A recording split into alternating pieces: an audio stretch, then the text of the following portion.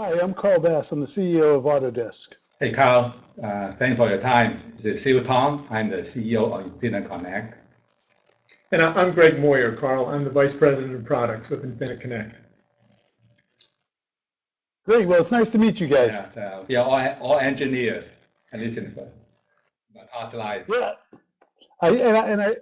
I saw at least we went to a good alma I see a mater. familiar name on that T-shirt of yours, Carl. Yeah. But I went to Cornell actually, and I saw one of you went to Cornell. Yeah, that's what I thought. Good. Good. Tell me a little bit about the startup. Sure. So let me give you a brief intro. We are a healthcare IT company. We were founded at the end of 2010, and Sue and our investors founded the company with the idea of applying IT technology in ways that weren't apparent in the field to drive down costs and improve outcomes. And their initial view of this was to focus on care coordination and referral management. But we've had the opportunity in our brief existence to actually have success in that area and in another one, which is prescription drug management. So we deliver cloud-based solutions rapidly to solve problems, and our successes have been in the area where payers and providers, physicians and other providers, have worked together in a program to drive down costs and improve outcomes, and we've been the IT partner in making that happen. So who do you really think of as your customer?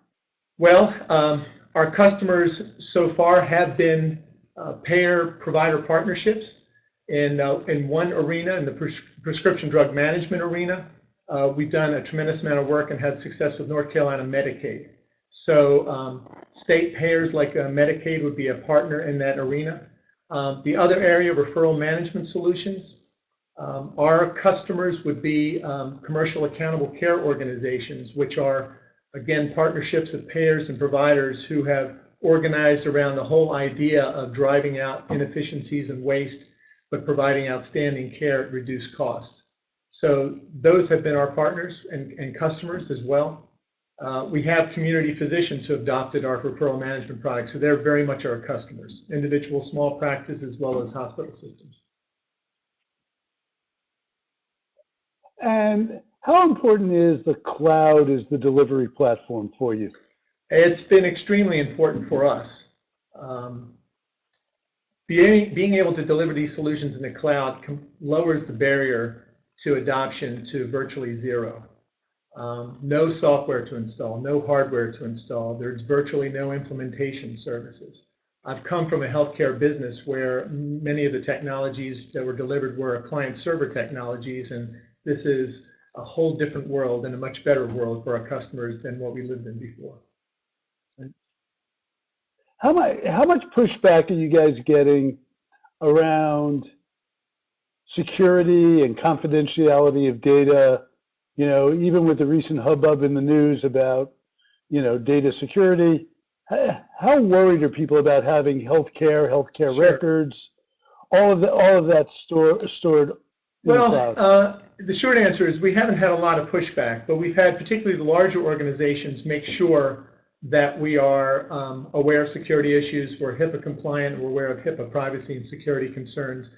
And so, but those HIPAA regulations have been around a long time, and so once we make it clear that we meet that standard, then we're fine. But to your point, though, it's an ongoing effort to remain diligent in both of those arenas, protecting patient privacy as well as maintaining system security and physical security. Yeah, because one of the things that we've certainly seen is, the smaller, more nimble, more entrepreneurial companies are really quick to adopt our cloud-based solutions. But a bunch of, some of the larger organizations say, this is great, it makes total sense, but I can't get there. I'm just not willing to take on what they perceive to be a big risk. Yeah, well, less and less. And former company, that was definitely a hurdle. I'm seeing that less and less with our customers today. Yeah. So, how long have you guys been in business? We started. When did you start? In December 2010, so in 2.5 years. Yeah, so pretty good progress for 2.5 Yeah, years. we What are you what are you guys most worried about? You know, it sounds like things have been going well. What are the things that give you definitely concerns? is a small business. We have success story, really powerful success story, but we don't have enough manpower or capital to really get a rollout nationwide. If we sit on it, we will lose the opportunity to penetrate the market. But when you go down, start marketing tool openly, I'm afraid we burn bridges, not able to service our customer Yeah. well. So how to control flow Uh-huh. and begin to able to dominate the market with a limited capital and limited manpower is my biggest challenge. If I might add too, And yeah, we've sure, Dave. had success in a couple different areas, and so I'm concerned with focus. We have some opportunities in some areas that at the moment aren't seamlessly integrated together, and so when you couple that with limited resources, a focus to me is a big concern. So what's getting in the way of you guys choosing? It's a good question. I think right now both opportunities or multiple opportunities sound very, very good. And it's hard to know which horse to bet on at this stage if one needs to bet on one or the other horse. So because healthcare have a lot of impact by the government. So if I bet on one thing and bet it wrong, I just take a risk. So I like to hedge a little bit. That's why I have two things going in parallel.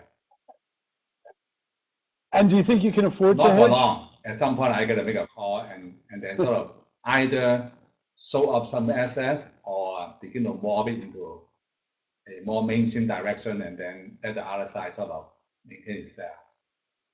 There are some synergies in the multiple I mean, areas we've been in, which even if we were to sell off one of these assets and focus on another, our experience in that secondary area would apply to some of the future direction of the first area, the primary area. They're not wholly separate. And are you trying to raise Yes, capital? we are. Hopefully. And you've already raised capital Yeah, once. actually more than once, but we get some capital that we started using up, and then we using most of those for develop the success story and the product. Now I need capital for business expansion. And what's your go-to-market? How are you reaching out to these organizations? How do they become aware of you? How do you actually make a sale? Initially, I focused only on North Carolina because I don't have capital. So I'm doing word of mouth. And right now, I'm start using some partner that can introduce us to other opportunity. And once I raise enough capital, then I build my own sales teams. Yeah. We are bootstrap. And how many employees do you have right now? Including our 5 QA team in China, I totally have 19 people. I also have a few contractors too. So, understood. And you think in the end you'll go to market with a direct sales force? You think that's what you need to build? I think we always have to have some direct sales force for a strategic customer. But I actually like the indirect model if I can find a good partner. The question is when it is small and you don't have success story, nobody want to partner with you until it's an easy sell. Right. And then everybody wants a partner so with actually you. learning from an Autodesk, find as many partners you can, and Yes. then so you have a low cost and high margin. Yeah, it was definitely one of the things that contributed to the early success of Autodesk. It not only helped with the cost structure, but it also helped with the reach. It enabled us to get to not only parts of the US, but parts of the world that otherwise we would have never been able to reach. I understand. I think our technology is kind of new, so you have to show some success story, which we have today. So I think we are in the cusp of able to get some partners to sell for. Are you finding any? It sounds like you on a handful of accounts you've done well. Is there resistance in the market to applying IT to get these better outcomes? you know, because it seems like the healthcare industry is just filled with entrenched interests. Not all of them willing to, you know, change the way it is. We might have some different points of view there. We're at a stage now, which is quite different than maybe 5 or 10 years ago, where the resistance in healthcare isn't so much in adopting IT, it's in adopting yet another IT solution. So physicians, other workers in the office or hospital setting already have quite a few applications on their desktop. So it's the issue of adding one more that probably, in my opinion, is the biggest issue. Okay. I mean, does your technology threaten anybody? Well, we definitely.